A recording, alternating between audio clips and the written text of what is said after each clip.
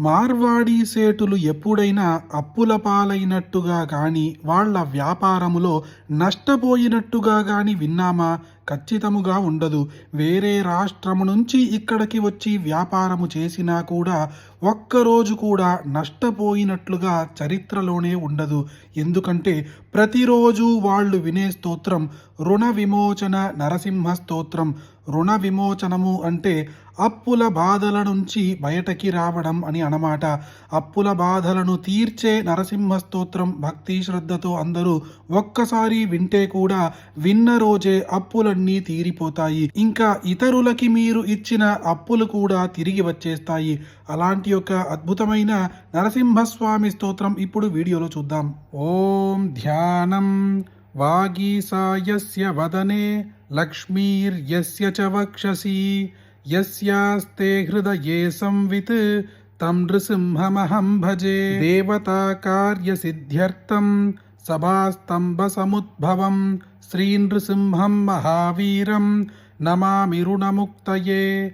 లక్ష్మ్యాలింగిత వామాంగం భక్తానాం వరదాయకం శ్రీ నృసింహం మహావీరం నమామి రుణముక్తయే. ఆంధ్రమాలాధరం శంఖ చక్రాబ్ధ్యాయుతధారిణం శ్రీ నృసింహం మహావీరం నమామి రుణముక్తయే. స్మరణాత్ సర్వపాపఘ్నం కర్తృజవిషనాశనం శ్రీ నృసింహం మహావీరం నమామి రుణముక్తయే. సింహనాదేన మహతా దిగ్ధం తిభయనాశనం శ్రీ నృసింహం మహావీరం నమామి రుణముక్తయే.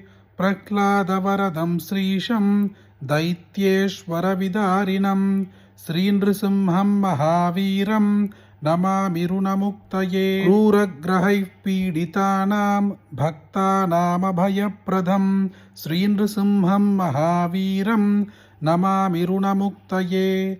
వేద వేదాంత యజ్ఞేశం బ్రహ్మరుద్రాదివందితం శ్రీ నృసింహం మహావీరం నమామి రుణముక్తయే. యయిదం పఠతే నిత్యం రుణమోచన సంజ్ఞితం అనృణే జాయతే సత్యో ధనం శీఘ్రమవాప్నుయాత్. కటికాచల శృంగాగ్రే విమానోదరవాసినే నిఖిలామర సేవ్యాయ నరసింహాయ మంగళం.